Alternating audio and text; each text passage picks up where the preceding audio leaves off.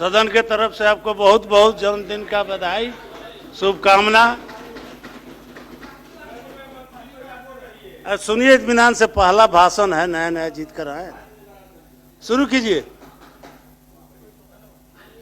महोदय, महामहिम के अभिभाषण पर मुझे अपनी बात रखने का माइक पर बोल रहा है, आपने अवसर दिया, इसके लिए मैं आसन के प्रति आभार व्यक्त करता हूं। और सदन में उपस्थित अपने तमाम श्रेष्ठ सम्मानित सदस्यगण के प्रति भी आभार व्यक्त करते हुए, आप सभी के प्रति सम्मान समर्पित करते हुए विनम्रता पूर्वक अपनी बात शुरू करना चाहता हूं। मैं तो आज पहली बार बोल रहा हूं और नया नया निर्वाचित होकर आया हूं। यहाँ हमारे सत्ता पक्ष और विपक्ष के हमारे सम्मानित नेतागण बैठे हैं, सभी सदस्यगण अपनी अपनी बात रख रहे हैं। तब मुझे दुष्यंत की पंक्तियां याद आती है, जिसमें उन्होंने कहा कि रहनुमाओं की अदाओं पर फिदा है दुनिया, इस बहकती हुई दुनिया को संभालो यारो। और तब मैं यह कहना चाहता हूं, यहाँ जब बातें आई, अभी तो भगवान बाबू चले गए, उन्होंने जब शुरू किया था तो अपेक्षा यह थी कि महामहिम के अभिभाषण के बाद इस पर जब चर्चा हो तो हर सत्ता पक्ष के लोग यही चाहेंगे कि जो अभिभाषण हुआ उसका स्वागत हो, उसका समर्थन हो। हमारी भी इच्छा होती है कि मैं भी सुशासन की सरकार के जो कार्य हैं, इन कार्यों की सराहना करूं और सराहना करते हुए मैं भी सुशासन का जयकारा लगा दूं। लेकिन सभापति महोदय, मैं यह कहना चाहता हूं, दो पंक्तियां समर्पित करता हूं। यकीन से काम लो, वहमो गुमा से कुछ नहीं होता, यकीन से काम लो, जमी पर चलने वालों, आसमां से कुछ नहीं होता, यकीन से काम लो। महोदय, महामहिम के अभिभाषण में जितनी बातें आई है, अगर हमारी राज्य सरकार इंफ्रास्ट्रक्चर के क्षेत्र में अगर काम कर रही है, इसे कोई भी नकार नहीं सकता है। लेकिन जब मैं देखता हूं कि जब नई बिल्डिंग बन रही होती है और नई बनती हुई इमारतों की दीवारों में अगर दरार है, तो फिर मैं कैसे कह दूं यह सुशासन की सरकार है। जब शिक्षकों की यहां पर बात आती है, हमारे माननीय संजय बाबू, हमारे सभी श्रेष्ठ माननीय सदस्यगण जब बोल रहे थे शिक्षकों की समस्याओं पर, बात आती है नियोजित शिक्षकों की। हमारे सत्तारूढ़ दल में आज भारतीय जनता पार्टी के लोग शामिल हैं, यहाँ बैठे हैं। यही लोग नियोजित शिक्षकों के लिए धरना प्रदर्शन कर रहे थे और इनके ऊपर बर्बरतापूर्वक लाठियां चली थी, और लाठियां चली और शिक्षकों के ऊपर भी कार्रवाई हुई, दंडात्मक कार्रवाई हुई। हमें अपेक्षा थी कि इस अभिभाषण में शिक्षकों की जो समस्याएं थी, उसमें एक प्रमुख समस्या थी कि अभी वर्तमान वाले जो एसीएस है, इनके ठीक पहले वाले जो एसीएस थे, उनके समय में धरना प्रदर्शन करने वाले शिक्षकों के का वेतन हजारों शिक्षकों का काटा गया, उन पर कार्रवाई हुई। इसके संबंध में भी कुछ चर्चा उस पर होगी, क्योंकि मैं समझ रहा था कि और कोई कुछ कहे न कहे, भारतीय जनता पार्टी के लोग तो शिक्षकों के हित ऐसे हैं, क्योंकि इतनी लाठी कोई नहीं खाए आज तक के इतिहास में। लेकिन जब मैं देखता हूं बात यहाँ पर चली है, विपक्ष के लोगों ने यहाँ पर जब बात उठाई कि अंबेडकर साहब ने संविधान दिया, अधिकार दिया, तो यहाँ बात हुई क्यों हम उन अधिकारों की रक्षा कर रहे हैं। तो धरना प्रदर्शन तो संवैधानिक अधिकार था महोदय, और शिक्षकों ने जब धरना प्रदर्शन किया तो उसके ऊपर जब प्रहार हुआ, तब मुझे लगता है कि सुशासन की सरकार है और संवैधानिक अधिकारों पर हो रहा प्रहार है, तो मैं कैसे कह दूं सुशासन की सरकार। महोदय, जब महोदय मैं छोटा सदस्य, मुझे बोलने दिया जाए।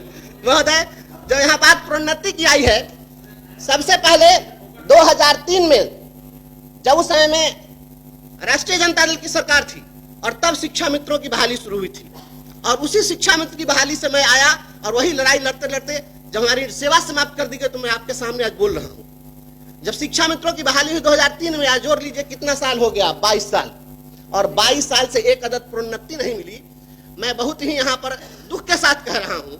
इसके लिए हाईकोर्ट में हम लोगों ने लड़ाई लड़ी कि इनको प्रमोशन दिया जाए, और हाईकोर्ट ने पक्ष में फैसला दिया। डिपार्टमेंट ने जाकर और पक्ष में कहा कि हम इनको प्रमोशन देंगे, नहीं दिया समय सीमा के अंदर, फिर हम कंटेम्प्ट में गए। कंटेम्प्ट में जाकर कहा 2019 में प्राइमरी डायरेक्टर वहां पर उपस्थित हुए और तब वहां पर उन्होंने कहा कि हम 3-3.5 महीने में दे देंगे।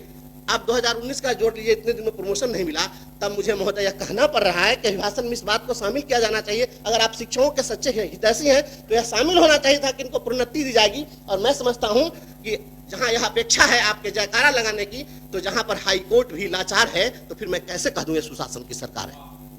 इसलिए महोदय और माननीय मुख्यमंत्री हमारे आदरणीय श्री नीतीश कुमार जी समाज सुधार के लिए भी जाने जाते हैं। अपना पॉइंट देख रहे हैं जी, पॉइंट है इसमें। आप जो बात अजी तो 2 मिनट और समय है, जी उसको बस बोल मैं लीजिए। बहुत ज्यादा लंबा नहीं बोलूंगा महोदय, मैं बहुत ज्यादा बोलने के पक्ष में नहीं हूं। मैं ऐसा कुछ नहीं है, सभी लोग बोल चुके हुए हैं। लेकिन महोदय हमें अपेक्षा थी, एक बहुत बड़ी समस्या है और आप सभी लोगों से मैं चाहूंगा कि इस बात का समर्थन होना चाहिए कि अपने समाज में अभी बहुअर्थी गाने बजाए जाते हैं। बहुत सारी सामाजिक कुरीतियों के खिलाफ माननीय मुख्यमंत्री जी ने काम किया है और अभी उन गानों के चलते, बहुअर्थी गानों के चलते गांव घर में झगड़ा होता है, दंगा होता है, मारपीट होती है और वहां पर हर्ष फायरिंग होती है। इस पर भी हमें अपेक्षा थी कि इस पर भी, इसको प्रतिबंधित करने के लिए कहीं ना कहीं कोई चर्चा इस पर होनी चाहिए थी। जब यहाँ पर बात आई है, रोजगार की बात आई है, यहाँ पर बहन शशि जी बोल रही हैं, बार बार इन सभी लोगों का सवाल आ रहा है रोजी रोजगार की। इस देश के अंदर में एक योजना है रोजगार गारंटी योजना, और रोजगार गारंटी योजना के तहत एक इलिटरेट, अंगूठा छाप, अकुशल अगर कोई मजदूर श्रमिक है उसके भी रोजगार के गारंटी की बात होती है। माननीय मुख्यमंत्री जी रोजगार की दिशा में बहुत काम कर रहे हैं। तो इस देश के अंदर में अगर अकुशल, अंगूठा छाप, अशिक्षित लोगों के लिए रोजगार के गारंटी की बात होती है, तो स्नातक जो पास है उनके स्नातकों के रोजगार की गारंटी की बात क्यों नहीं होती है? इससे तो अच्छा है कि स्नातक न करके अगर अंगूठा छाप रहते तो उनको रोजगार मिल जाता। तो हमें अपेक्षा थी कि सभी स्नातकों के रोजगार की गारंटी सुनिश्चित करने की बात इसमें होनी चाहिए थी, ऐसी हमारी अपेक्षा थी। और महोदय बात वित्त रहित गुरुजनों की आई है, आदरणीय संजय बाबू ने बातें यहाँ पर कही है। मैं वित्त रहित शिक्षकों की समस्या बार बार हम लोग पहले भी अखबार के माध्यम से, टीवी चैनलों पर देखते रहे हैं। यह सदन वित्त रहित गुरुजनों के पक्ष में, उनके लिए हमेशा आवाज इस सदन से आती रही है। लेकिन 2016 के बाद अगर उनको अभी तक अनुदान नहीं मिला, जो सरकार स्वयं वादा की थी, खुद यह नियम बना करके, अधिसूचना जारी करके और तय किया था कि हम इन्हें अनुदान देंगे, तो आखिर उस अनुदान की भी राशि नहीं दी गई। तो हम फिर बाद में हम लोग बात करेंगे वेतनमान की, तो वह मैं समझता हूं कि हम लोग की अपेक्षा थी कि इसमें इसकी चर्चा होती। आउटसोर्सिंग कर्मियों की ही बात हुई है, कितना बड़ा शोषण हो रहा है इस राज्य के अंदर। आप सभी लोग इस चीज से भली भांति अवगत हैं कि आउटसोर्सिंग एजेंसियों के माध्यम से, जी मैं समाप्त कर रहा हूँ, आउटसोर्सिंग एजेंसियों के माध्यम से ना 5 में फिर ठीक है, सदन की सहमति सभापति महोदय मैं तुरंत ऐसा नहीं ना है, मैं तुरंत समाप्त कर देता हूँ, बस 1 मिनट में सहमति लेनी पड़ेगी, टाइम बढ़ाना जी, पड़ेगा। मैं तुरंत समाप्त करता हूँ।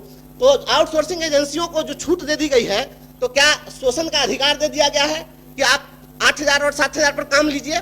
इस पर रोक लगनी चाहिए। और मैं इस शब्द के साथ बात समाप्त करता हूं कि जब तक रोटी के प्रश्नों पर धरा रहेगा भारी पत्थर, बातें नहीं बनाना तुम मेरी गली में खुशी खोजने कभी अगर जो आना। इसको भी जुड़वाना चाहते हैं, इसको बहुत भी बहुत धन्यवाद। राज्यपाल के यहाँ ये भी पहुंचाना चाहते हैं। मैं अच्छा। मैं भावना व्यक्त किया, आपने समय दिया, समाप्त कर। Thank you.